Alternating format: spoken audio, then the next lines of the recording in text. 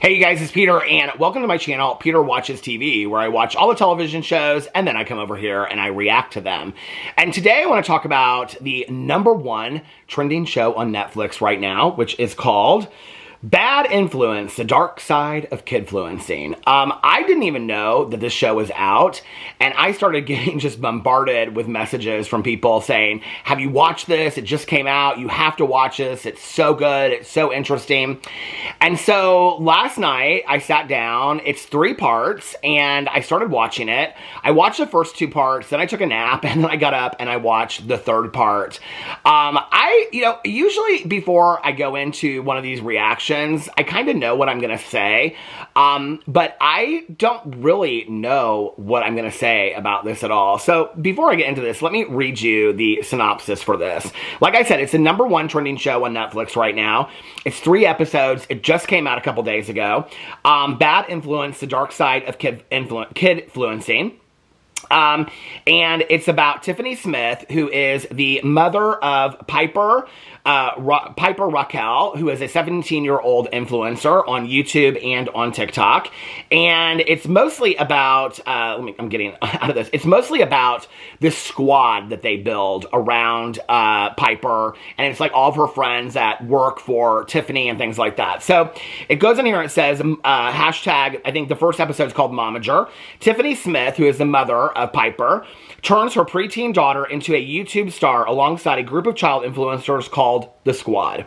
But what's the price of viral fame? That's the first episode. The second episode is called hashtag Crush.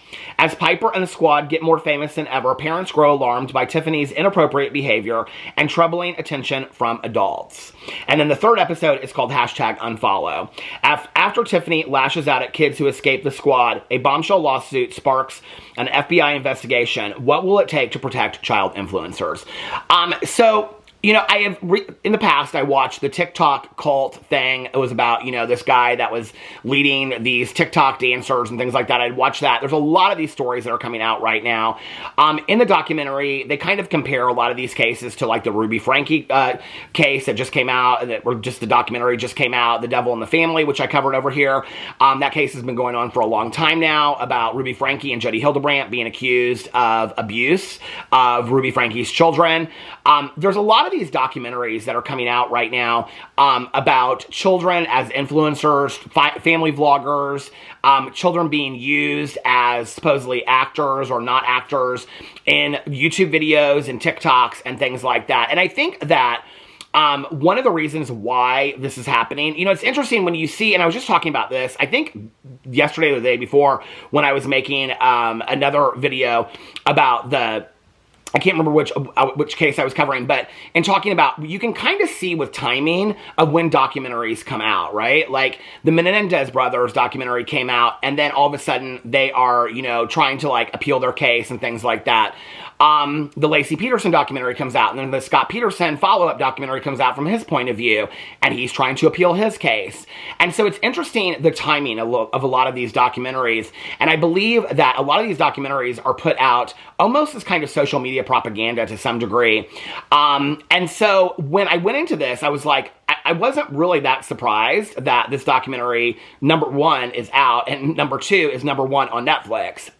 Family vloggers, child influencers are a huge topic in social media right now. And it's actually something that I followed quite a bit in just watching it behind the scenes, but also I've talked quite a bit about it on my drama channel. So I have a drama channel called Peter Mon, where I cover all like beauty influencers, YouTubers, TikTokers, Instagrammers, and things like that. And I've covered a little bit of it with certain different family vloggers, not as extensively, obviously, as other people have. It's not like my main point of view. That might be changing going forward because I'm very interested in the laws that are being passed. But one of the things that I have been talking about recently over there is that laws are being passed. In Illinois, a law was passed. In California, a law was passed. It's one of the reasons why we're seeing a lot of these family vloggers move to other states. Like a lot of them are moving to Tennessee because Tennessee is a really safe state for family vloggers, and the reason why is because then the children can continue to work in these videos. They can continue to work on YouTube videos and in TikTok for as many hours a day as they want. They don't have to be paid child labor laws. They don't have to adhere to child labor laws. They don't have to set money aside. Whereas now in Illinois and in California and other states are passing this as well. If you have children, and I think it's more than like 30% of each piece that you put out, then you have to save a certain amount of money. I think it's 45% of the income that you earn from that. I think it's 45 or 65%. I think it's 65 actually. You have to save 65% of all income that's made or derived from that to save it in account just for the children. So for example, okay, if this law were passed and Piper's mother, Brittany, was forced to adhere to it, well, it has passed in California. So then, like, if Piper, who is 17 years old right now, she's still a child, if she is in more than 30% of the video, then 65% of the proceeds have to be saved for Piper when she turns 18 years old. So it's a huge deal. So a lot of these family vloggers who their extensive, what do you call it, library of their videos is all surrounded around their children, having their children, raising their children, things like that, then they are having to move to places where they don't have to adhere to those laws because typically their primary or sole source of income is their vlogs or their videos that they're doing centered around their children.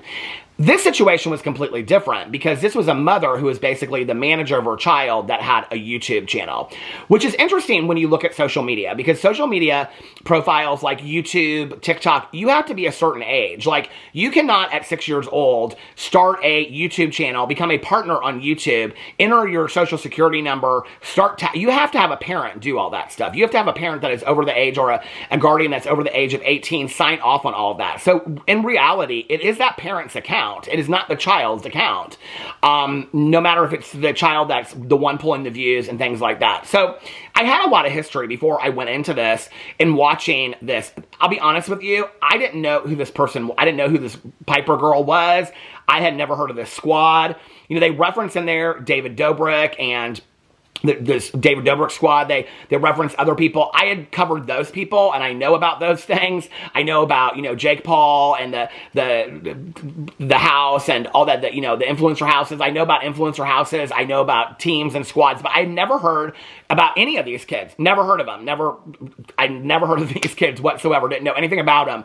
So when I went in and I started watching it, I was like, to be honest with you, I wasn't really that surprised with this idea of, and it felt very similar to me of like the TikTok cult that documentary that just came out, where it's like all these people are collabing together to build their channels. And so that's kind of what it was all centered around, is that Piper's mother, Piper's mother, Tiffany, is the one at the core of this, and she has her daughter in the center, and she has her collabing with all these other people, calling it the squad, and she's the one making all the money off of the channel, and basically what she's doing is, by having, Piper's already got it's called cross-pollinating channels. It's like YouTubers back in the day did it all the time. And so by her having this huge following already, whoever she brought into the squad in exchange was going to get a huge following, which all these kids did, okay?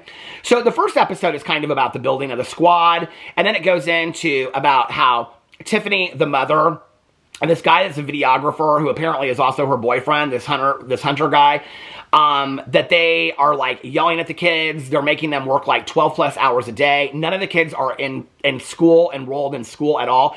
You're talking about kids that are the ages of like 11, 12, all the way to like 15 years old. I mean, kids that would be in middle school, early high school, none of them are in school. None of them are in school. They're working like 12 hours a day. And interspersed in all of this, so first of all, Piper and her mother and Hunter they've been asked to be interviewed. They're not willing to be interviewed for the documentary whatsoever. So, and some of the kids and their parents aren't willing to be interviewed as well. So you hear the whole story basically from the kids that have left the squad, and you also hear it from their parents, okay, of how these kids were so mistreated. So that's the first episode. The second episode is when so to start getting more and more views on this channel, Tiffany and Hunter have to come up with like higher concept ideas so that people are going to stay engaged with the channel, because they're not going to just continue to watch for the, we see this every day, like with Mr. Beast, okay? Mr. Beast is a good example of this, and they reference Mr. Beast in the documentary. Mr. Beast, where he started off doing like eating the world's most expensive bagel, he's had to increase and increase and increase the kind of videos that he does, because people are going to get bored of it if you don't continue to hype up what you're doing. So they have to do that. Well, what they start doing is they start putting the kids in dangerous situations. They have this fake arrest that they do on one of the kids, and the other kid, some of the other kids are like so emotionally distraught because they think that their friend got arrested. Or they do things where like Piper acts like she falls and breaks her leg, and the kids are very worried about her. So they are emotionally abusing the kids that are doing these videos, all just for clicks and views, all right? And then it comes out that they start doing these things where they have the kids in the squad date each other, okay? And that's why it's called #crush, the second episode, because they start having these kids date each other. And then they build the channels around, this person has a crush on that person. Are they going to kiss? I mean, it's really disgusting when you're watching it. I mean, I got to this point, I was like, I don't even know that I can continue to watch this documentary. The mother and this videographer guy are like, you guys need to make out. You know, like you need to ask them, are they going to make out? So it's these adults that are basically, I mean, you have to think it on the level of a kid, all right? Like that a sixth grader is going to be watching this, okay? And because they refer to it at one point as like porn. Well, to a sixth grader, it kind of would be to watch like these people that they idolize, like kissing and being romantically involved and whatever. So it's these adults concocting these very sexual situations. Not to mention then later it comes out that all of these kids have allegations towards the mother, Tiffany, and weird shit that she was doing. And they have all these SA allegations included in verbal abuse and emotional abuse and physical abuse, all these things. So they come out with this lawsuit. And that's the third part of the episode, because most of the kids have left the squad at this point, right? And so there's only a few remaining squad members. But whenever somebody leaves, they just hire somebody new into the squad. And so a lot of these people have left. The part that was so interesting to me is they show, well, I mean, all of it was interesting, but this one part was they show Piper, who's the star of the squad. She does this video with all the kids sitting around her, and she basically addresses the fact that anytime a kid leaves, they say it's because it's a toxic situation. And so she comes out and she says, it's not a toxic situation. We're treated fine. They're just pissed. They're just jealous, basically, is what she says.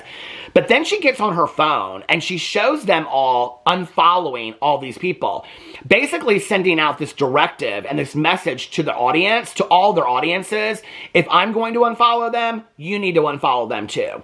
Well, what happens is it just topples their YouTube careers. It just takes their, I mean, their views go from like, they're at the height of their career where they're making like so much money a month, and it just drops like drastically. They get no following, they get no sponsorships anymore, they get no views, all right? So basically, this group of mothers, these parents come together and they file this lawsuit against Tiffany and Hunter because they are putting their kids into these, they're having these kids affect their YouTube careers. That's originally why they do it. And I think that's important to understand, that this group of mothers, because as I'm watching this, in the back of my mind, I'm thinking the whole time, you let your kid be part of this. You know, you let your kid work 12 hours a day, 14 hours a day. You knew they weren't coming home till 1 or 2 o'clock in the morning.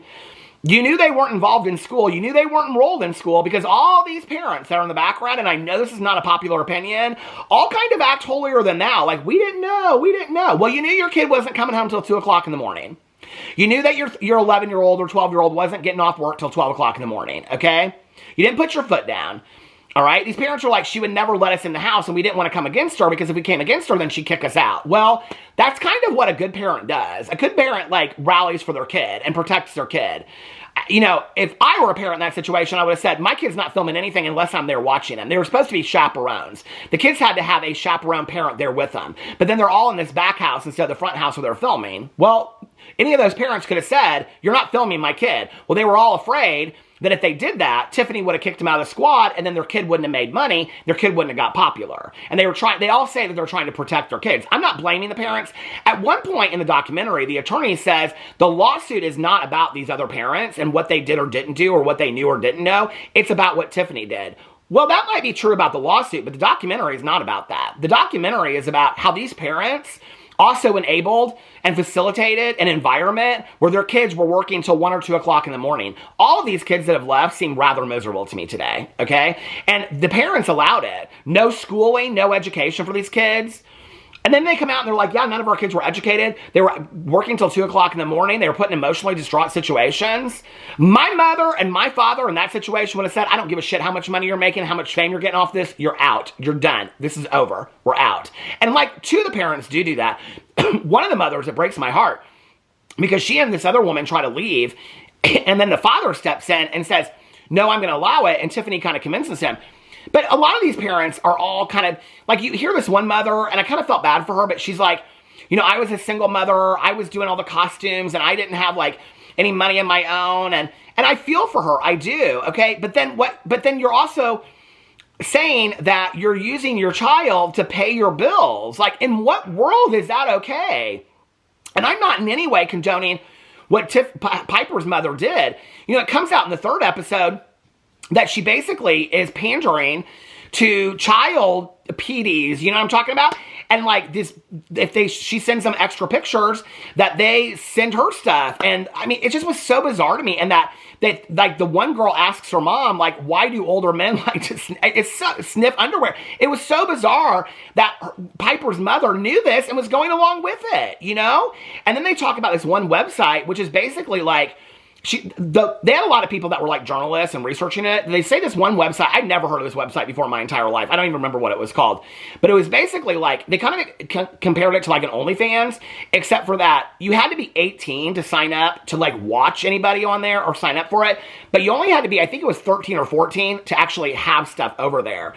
And so, anyway, so like her mom had her on there and doing like, anyway, so she had her doing all this provocative stuff. When you go out and look up her videos, there's videos of like them acting like they're getting married.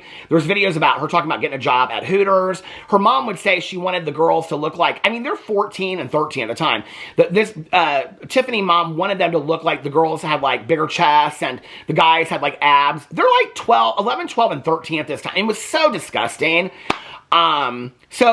And the thing that was so sad is that at the end of it, they talk about, like, she's still doing this. Like, Piper's still doing her videos.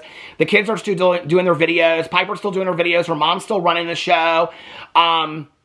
And, you know, it's interesting because all these people are sending these kids a lot of love and saying, like, thank God you got out and you're telling your story, which is fantastic. I didn't see a whole lot of accountability from any of the parents, except for one of them. The one mother said, I know if I were watching this right now, what I would think is, why didn't you pull your kid out of it? And I actually really respected her honesty in this because she was like, I totally get that. If I were watching this, I'd be thinking the same thing. She's like, but it was almost like a cult mentality. And I do get that. Like, that's where I do sympathize with the parents, is I do feel like, to a lot of them, I'm not necessarily sure 100% was about the money. It was like, I want my kid to be happy, and my kid seems to be happy in this situation. But also, as a parent, you're looking at this and your kid is happy, but your kid is not in school, is not prepared for the future whatsoever once YouTube or any of this ends. Your kid has no friends outside this circle. Your kid is up till 1 or 2 o'clock in the morning having emotional issues, has no friends, and you've seen other people leave, and when they leave, it's like they're shunned from the community. It is so cult-like, this whole situation with this squad. It was so scary. And I'm so proud of these kids for coming out and telling their stories, and for the parents too, because the parents that sit there, they had to have known they were going to get scrutiny from people, you know? But I think the bigger question is, why are we continuing to allow this, you know? I think one of the most shocking things to me, and knowing this, and then like one of the mothers said, there's a whole new group of people that Piper's working with today. Well, don't tell me those moms are not watching this, and what they're seeing is that the evidence shows that, like, it was something like when you have, like, kids doing, like, as kids as influencers, they cite a statistic that was astronomical to me. It was like 60% of all the people that are consuming kid influencer material are, like, grown adult men. Like, I was like, what? Like, I mean, that, like, I was like, if you were a parent and you knew that and you continue to let your kid do that, like, what is going on? All for the sake of popularity, fame, and money? I don't know. Like, it's a bigger question, I think, you know? And how do we protect these kids? And at the end of this one mom said, I don't really think that there is any way to protect this kid. Well, there is one, by not allowing them to do it. And then when they're 18 years old, allowing them to have the choice. And if at 18 years old they want to do that, and you prepare them and you enroll them in school and given them good values and morals, and at 18 years old, that's what they choose to do, then that's their right at 18 years old, okay? But before that, I think to remember who the parent is and what choice you're making. You know, I think the other thing is that we've seen this before with child stars. Like when I was growing up, you know, we saw all these child stars that had horrific adulthoods. You know, many of them have died from overdoses or were incarcerated for theft or, you know, had like all these horrible things happen to them, horrible relationships. And they came out years later and told about all this horrible stuff that happened. It's not like this is a new thing. It's just that the medium has changed. It's no longer a sitcom on ABC at 8 o'clock on a Saturday night, you know? It's now a YouTube video that's accessible to anybody, or a TikTok, you know? I mean, at Christmas, I was talking to friends of mine, and all of my friends' daughters who were like 5 and 6 years old wanted a vanity, okay, to do their makeup on and do their skincare prep so that they could become a new TikToker. 6 years old, right? And they'd say, what do you think about that? And I'd say, I would never start a TikTok channel for my 6-year-old, but they love it so much. Well, you're opening them up to all of that, you know? And I think like one of the jobs as a parent, you know, or a loving family member is to step in and say, no, like we're the adult in this situation and I don't care how much is fame is important for you. You know, but these parents seem to make a lot of excuses for me. This woman, this Tiffany Smith woman, sick. She's sick.